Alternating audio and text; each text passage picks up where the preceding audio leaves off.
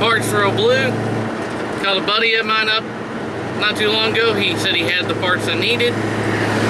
Well, I went over and got a few of the parts. Had to wait a little bit to go back, bring some tools, and take off the rest of the parts that I needed. Wish I wouldn't do it ahead of time.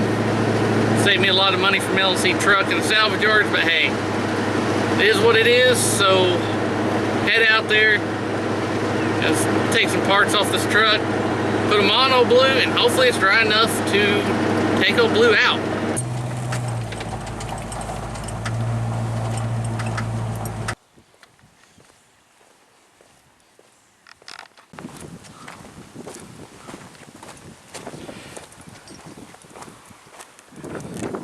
This guy's worse than me about keeping stuff.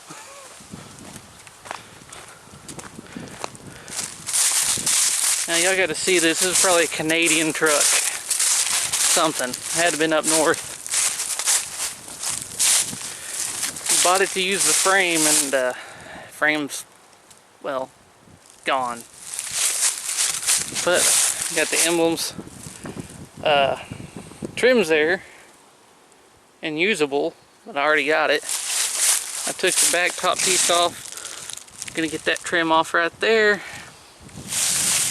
because someone unfortunately did a little damage to it, but that's okay. I think it's fixable to an extent anyway. I can make that look a lot better. Alright, so what you're about to see may make some of y'all cringe, but that not so common trim that I pulled off that truck, well, I took it to work, and let's just say I worked on it. I flattened out the bullet holes best I could, knocked out the dents the best I could, which led me to having to honestly resurface it, take some of the coating off, and just put my own finish on it.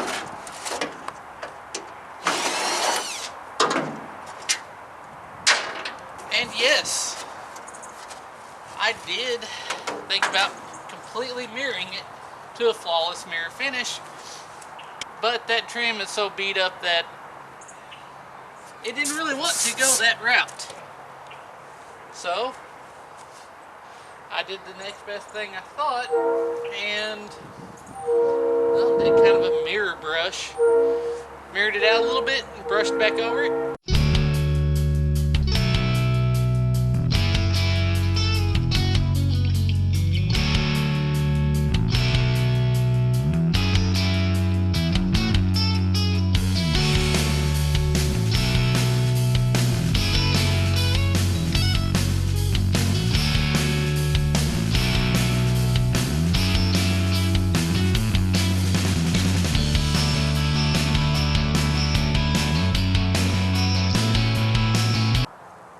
Big zero.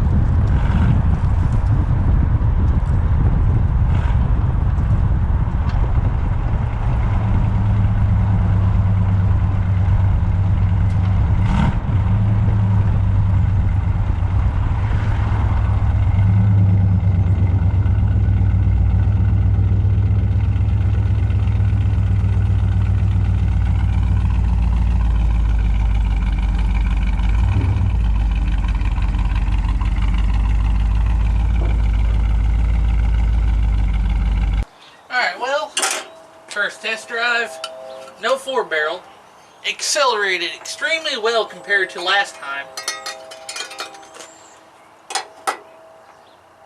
Now I'm trying to remember, when I brought this home, I don't think it has a speedometer.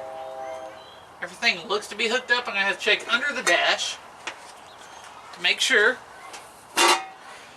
But there is something not allowing the back barrels to open up, and it's not the choke, because that's moving freely. So I'm probably going to loosen tension on these rear springs, even though they feel pretty loose. But you put your foot in it, it doesn't bog.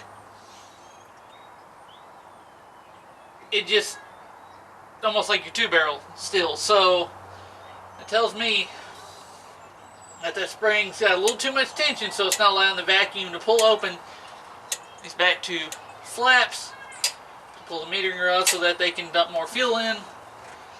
So you do that. And I almost could have sworn I heard a vacuum leak.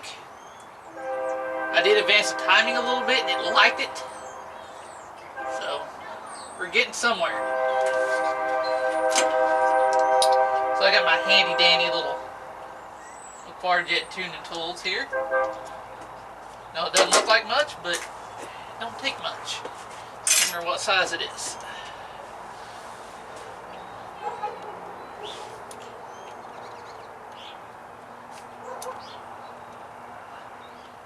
Okay, it's set. So I'm going to give it a little bit of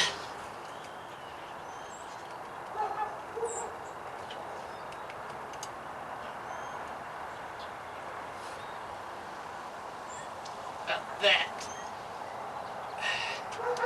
And that should, feels too loose, but I can always tighten it back up. Alright, now start it back up and check for a few leaks. See, make sure I ain't got a vacuum leak.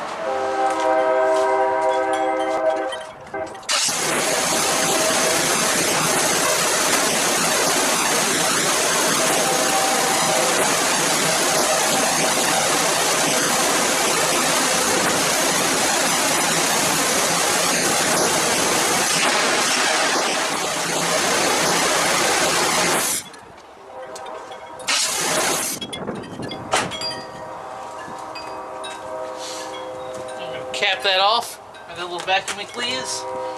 Right there off this part of the choke. That's actually blocked by the fuel line, so I couldn't see it. I missed it. That's alright. Found it. Plug that off.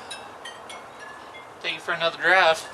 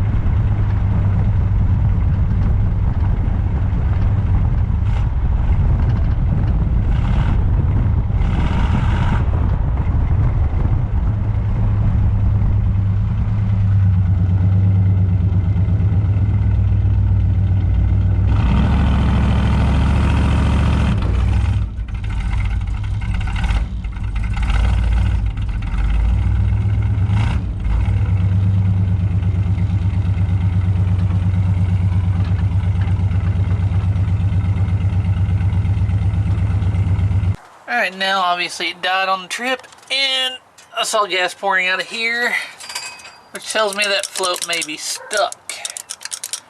So, that's unfortunate. But, for now,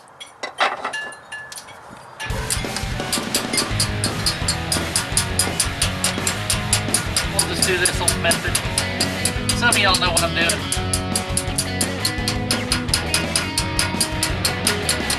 There.